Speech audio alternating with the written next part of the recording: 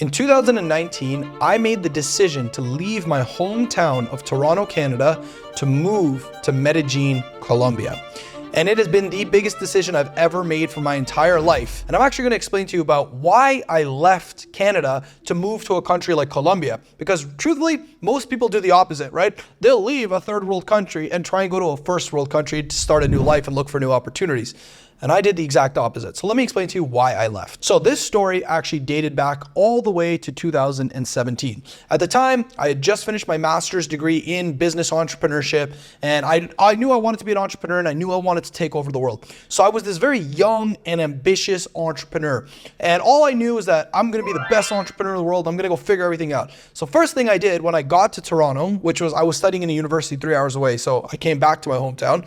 I got this huge office in downtown Toronto that I couldn't afford. I started a business I didn't really know how to. It was a marketing agency at the time. And I went through probably the biggest 12-month struggle of my entire life. Within a span of 10 months, I ended up getting evicted from the office I was renting. I racked up over $20,000 in credit card debt. I got to the point where I had no clients, no income, no money coming in.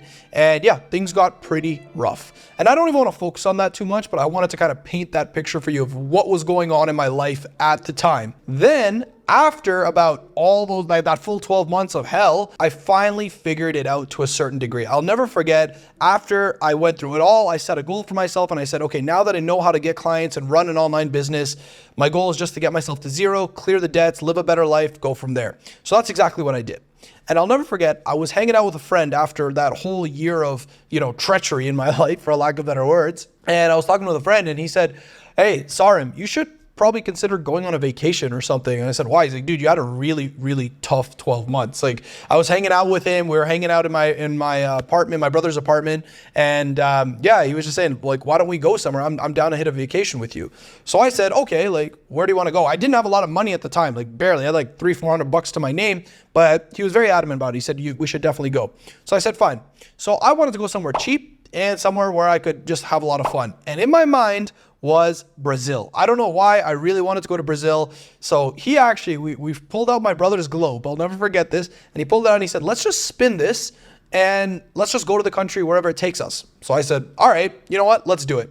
So I spin the globe, and I'm being honest, I tried to rig it so that I could get Brazil. So I spin it and I'm kind of trying to get into the South American region, and I spin it, and I put my finger on it and I hit Colombia. And at the time I was like, oh, I don't want to go there. I'd rather go to Brazil. There's better beaches, all this stuff. My friend was like, Sarim, just trust it, enjoy it, just live your life, go see what happens. So I said, okay, fine, let's just do it. So I remember I packed my bags and we set a trip to go to Colombia for 2 weeks. And I went to Medellin, Bogota, Santa Marta, and Cartagena. Those were the 4 cities on the plan. So when I first landed in Medellin, I felt this wave of energy that I had never felt before. It almost sounds kind of woo-woo to even explain, but it's honestly how I felt. And I'll never forget, we set up a few tours, we started traveling around the city, and I felt this energy about the city that I'd never seen anywhere else. Now look, I'm lucky enough to say that I have traveled a lot in my life. I've been to the Middle East, I have been to Europe, I have been, obviously North America. So I've seen a lot of the world, but I'd never felt an energy from a place like Medellin that I'd ever seen. Now, obviously, when you're walking down the streets, you'll see a lot of beautiful people. That's a bonus of Medellin, but it was more than that. People were just so nice. I've never experienced this kind of welcoming, right? I couldn't speak Spanish at the time. I didn't know the culture, but everyone was just so nice to me. The weather was perfect. And I just finally felt in alignment for the first time in a long time. And I felt this attachment to Medellin. So long story short, after the whole trip of us, enjoying ourselves, partying, doing all this stuff, I went back home to Canada.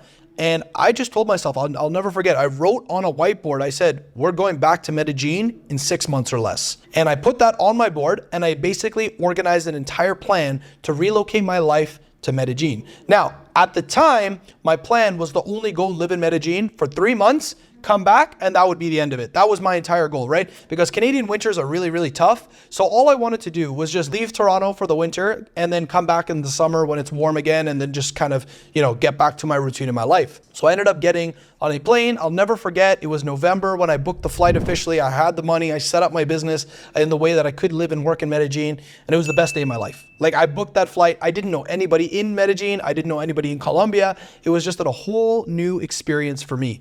So I ended up getting on that plane. I'll never forget, the flight, I believe, was on January 18th, 2020 was when I officially moved over to Medellin. And I get there and I land, and I knew one guy, and this one guy was our tour guide at the time from our last trip, and he picked me up from the airport. He had hooked me up with an apartment, everything. Obviously, I paid for it all, and he kind of set up the logistics for me. And I landed there, and I began to start my life. And at the time, believe me, the first couple of weeks were scary. I didn't know the language. Everyone was telling me, don't go to these areas. Don't be out at night. Don't dress rich. People can rob you. All of these things were now being placed into my brain, and I kind of got a little afraid. But I decided to persevere. So I started to live my life while I was in Colombia at the time. I started going out, meeting new people. I got myself a girlfriend within a month of living in Medellin, which was really, really cool.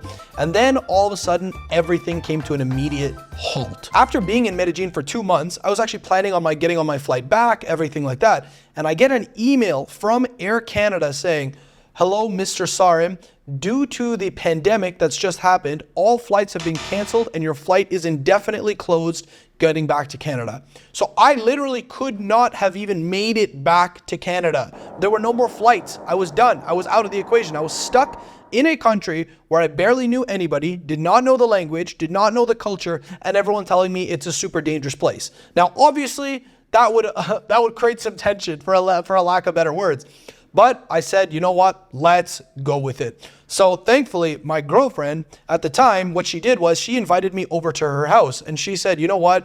You don't know the culture. She talked to her parents, and she said, you know what? You can stay with us. She was living with her parents at the time, and she said, you can live with us, and that's totally fine. So during these next 30 to 90 days where I was pretty much staying at their house every single day, I was able to transform myself. This was one of the biggest transformative periods because her parents didn't speak any English, so I was forced to learn Spanish. That was number one. Number two, all business was on hold, so I had a lot of time to reflect on my life and really think about, okay, what do I want to do with my life? Genuinely, where do I want to go? And to be honest, even though the marketing agency was making me money, I wasn't happy with it, right? I just felt like I had 10 different bosses kind of bossing me around, telling me what to do, and I didn't like it.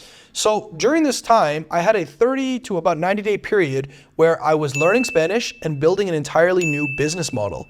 And then when things started to clear up and the pandemic wasn't as strict anymore, I walked out of that 90-day period having learned a brand new language, and I started my second business, which was a coaching business. I switched over from running a marketing agency to running a LinkedIn coaching business. Now, I felt way more aligned in that business. In fact, I ended up finishing my marketing agency, giving my clients away to somebody else, and just going all in on the coaching business. And during that time, after the pandemic, is when I really started to develop. I was able to build my business to a multi-six-figure level beyond that, which was fantastic. I was able to perfect my Spanish, get to a level of fluidity where I could actually speak with people on the street, do all of that.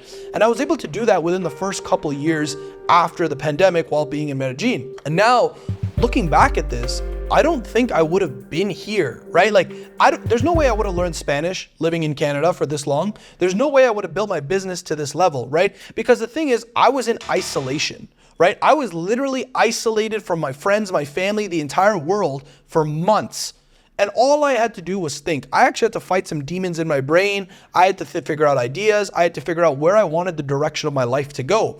But once I figured that out, then everything started working out for me. And sometimes you need that, right? And now I can say, fast forward the 4 years of being here, I have fully developed myself. Look at this place I'm living in. This is my apartment. This is the place I'm living in. My business has never been better. My clients have never been happier. My Spanish has never been better, right? Yo puedo hablar español, no hay problema. So now, looking back at my life, I'm so grateful that all of this happened, right? Because being in Medellin has allowed me to develop as an individual, right? The problem is when you're stuck in your hometown and you're just stuck doing the same thing, knowing the same people, it's very hard to grow out of that identity, right? And that's what I felt when I was in Toronto. I was around the same friends, the same people, the same everything, and there was this locked identity I couldn't break out of. But when I moved to Medellin, nobody knew me. Nobody. I could recreate myself, and there was no shackles holding me back.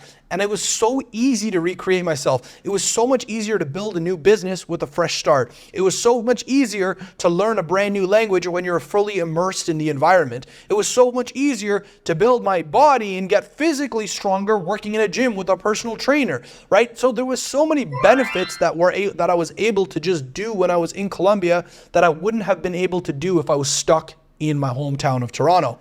So now I pass the same message on to you, right? You have to look at your life and you have to understand everything you own, every dollar you have, everything you've ever earned in your life, your physical appearance, all of this is just an amalgamation of your thoughts and your personal identity, right? I'm a big believer in Bob Proctor's teaching, and one of the things he always talks about is your personal identity. The way you view yourself is a direct reflection of what the world shows back to you.